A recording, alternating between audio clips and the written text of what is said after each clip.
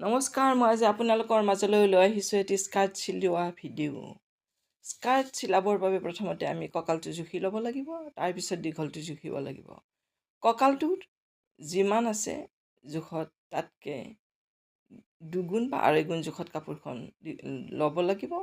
তাৰপিছত দীঘলটো যিমান আছে দীঘলতকৈ 2 ইঞ্চি বেছিকৈ ল'ব লাগিব।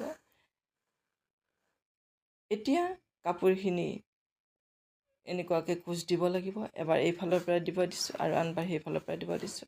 নতুন শিকাৰীৰ কাৰণে তেওঁলোকে এক্সট্ৰাকৈ কোচকেইটা প্ৰথমতে দি লৈছে। এইবাৰ কঁকালৰ কাৰণে কাপোৰখিনি যিখিনি কাপোৰ কটা আছিলে সেইখিনি লগাই লৈছে উল্টাফালে।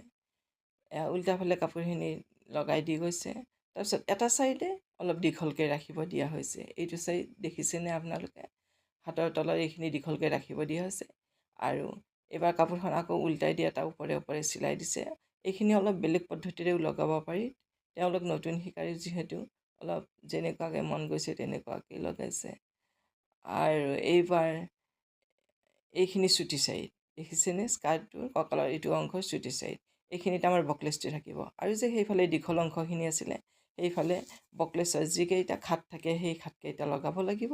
আৰু যে আমাৰ এই স্কাৰ্টটোৰ দুটা ছাইড নিচিলোৱাকৈ আছিল, তাৰপিছত সেইখিনি হোৱাৰ পিছতে এই ছাইডটো চিলাব লাগিব। মই সেইখিনি দেখুৱাই দিয়া নাই ইয়াতে। এবাৰ তলৰ ফালে পাতলি মাৰিব লাগিব তেনেকুৱাকৈ বহলকৈ। আৰু পাতলিটো মৰাৰ পিছত এনেকুৱাকৈ আমাৰ স্কাৰ্টটো হৈ গ'ল।